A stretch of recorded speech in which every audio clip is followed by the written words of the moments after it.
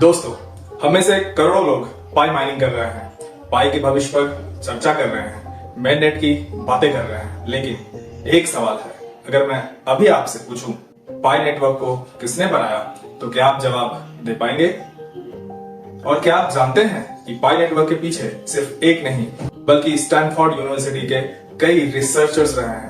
क्या आप जानते हैं कि पाई नेटवर्क के फाउंडर एक ऐसे स्टार्टअप एक्सेलरेटर से जुड़े रहे हैं जिसने सैकड़ों स्टार्टअप्स को जन्म दिया? और क्या आप जानते हैं कि पाई नेटवर्क की शुरुआत में 3 फाउंडर्स थे, लेकिन आज दुनिया केवल 2 को ही जानती है।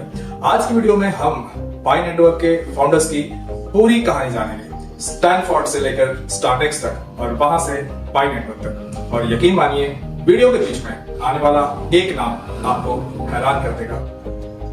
नमस्कार दोस्तों, मैं आनंद और आप देख रहे हैं मेरा चैनल माइंड बाय।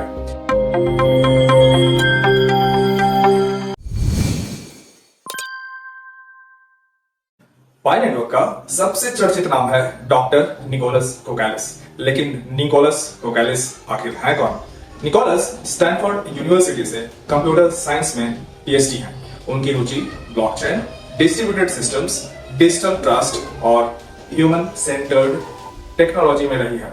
वह केवल एक प्रोग्रामर नहीं थे, बल्कि ऐसे रिसर्चर थे जो यह समझना चाहते थे कि टेक्नोलॉजी को आम लोगों तक कैसे पहुंचाया जाए।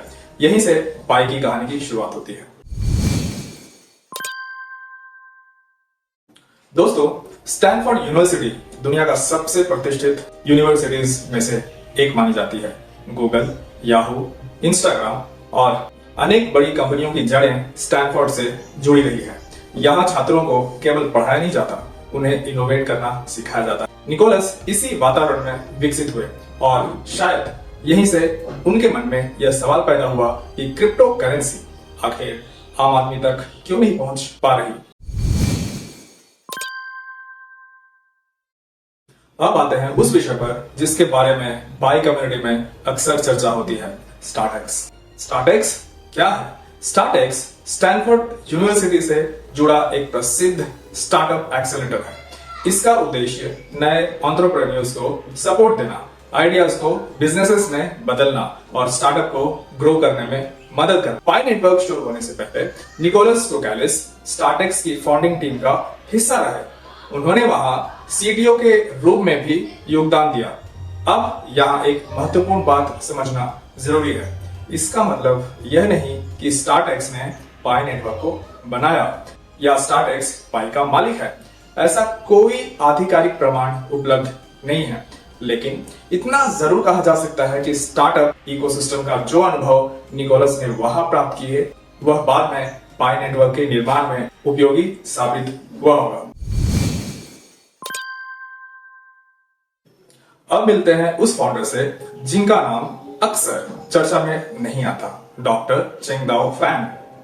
चेंगदाओ फैन भी स्टैनफोर्ड यूनिवर्सिटी से पीएचडी हैं, लेकिन उनका क्षेत्र कंप्यूटर साइंस नहीं था।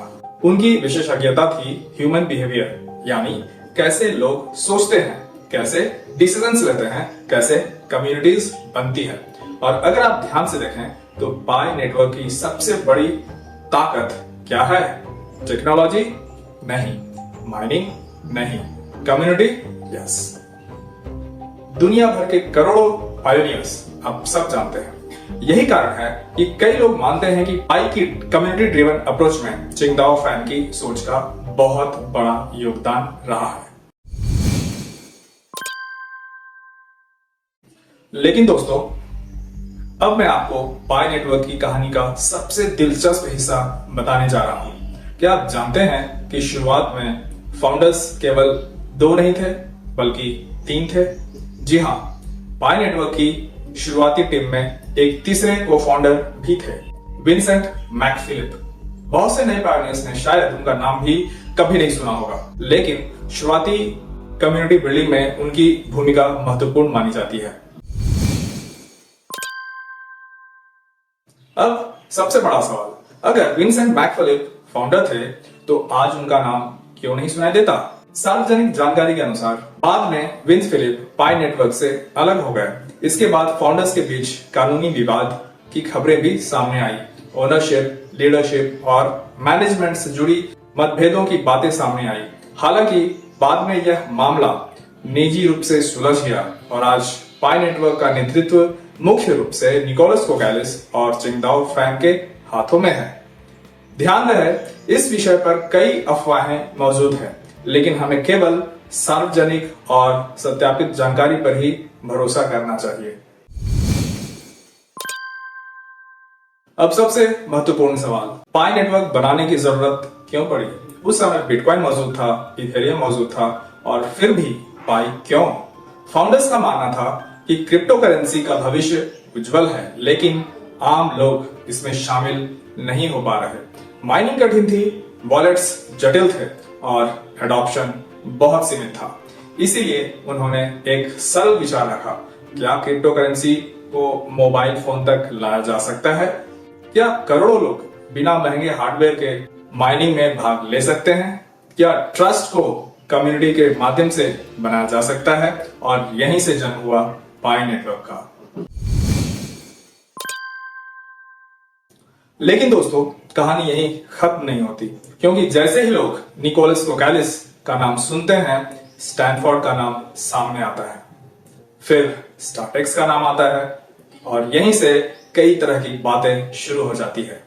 कुछ लोग कहने लगते हैं कि पाई नेटवर्क स्टैनफोर्ड का प्रोजेक्ट है। कुछ लोग मानते हैं कि स्टार्टएक्स पाई नेटवर्क के पीछे खड़ा है, और कुछ लोग इन सभी चीजों को जोड़कर अपनी अपनी कहानियां बना लेते हैं। लेकिन अगर हम केवल उपलब्ध तथ्यों की बात करें तो तस्वीर कुछ अलग दिखाई देती है। निकोलस कोकैलिस वास्तव में स्टैनफोर्ड यूनिवर्सिटी से पीएचडी हैं। चिंगदाओ फैंग भी स्टैनफोर्ड यूनिवर्सिटी से पीएचडी हैं। निकोलस स्टार्टएक्स की फाउंडिंग टीम का हिस्सा रह चुके हैं, और पाई नेटवर्क की शुरुआत में फाउंडर्स केवल 2 नहीं 3 थे। लेकिन यहाँ सबसे महत्वपूर्ण बात यह है कि इन तथ्यों के आधार पर यह कहना सही नहीं है कि स्टैनफोर्ड पाई नेटवर्क को चला रहा है, या स्टार्टएक्स पाई नेटवर्क का मालिक है, या पाई नेटवर्क स्टैनफोर्ड यूनिवर्सिटी का कोई आधिकारिक प्रोजेक्ट है। ऐसी किसी बात की आधिकारिक पुष्टि उपलब्ध नहीं है। इसलिए एक पायनियर के रूप में हमारी जिम्मेदारी है कि हम फैक्ट्स और अजम्पशंस के बीच का अंतर समझें, क्योंकि किसी भी प्रोजेक्ट को सही तरीके से समझने के लिए एक्साइटमेंट से ज्यादा जरूरी है सही जानकारी। दोस्तों, पाई की सफलता की कोई गारंटी नहीं, लेकिन एक बात साफ है, यह प्रोजेक्ट अचानक कहीं से नहीं आया। इसके पीछे वर्षों की रिसर्च है, स्टार्टअप एक्सपीरियंस है, कम्युनिटी साइकोलॉजी की समझ है, टेक्नोलॉजी एक्सपर्टीज है, और शायद यही कारण है कि आज भी करोड़ों लोग पाई नेटवर्क पर नजर बनाए हुए हैं।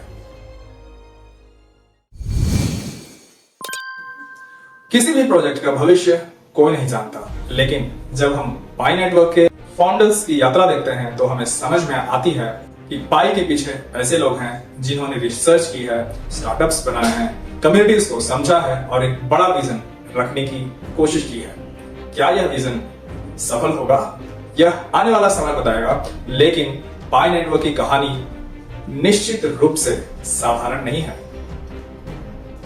क्या आपको आज से पहले विंसेंट मैकलिफ के बारे में पता था?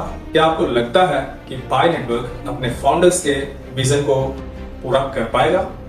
कमेंट में जरूर बताइए। वीडियो पसंद आई हो तो लाइक करें, चैनल को सब्सक्राइब करें और इसे अपने साथी पाई पायनियर्स के साथ शेयर करना ना भूलें। मैं हूं आनंद और आप देख रहे थे चैनल माइंड पाई। धन्यवाद।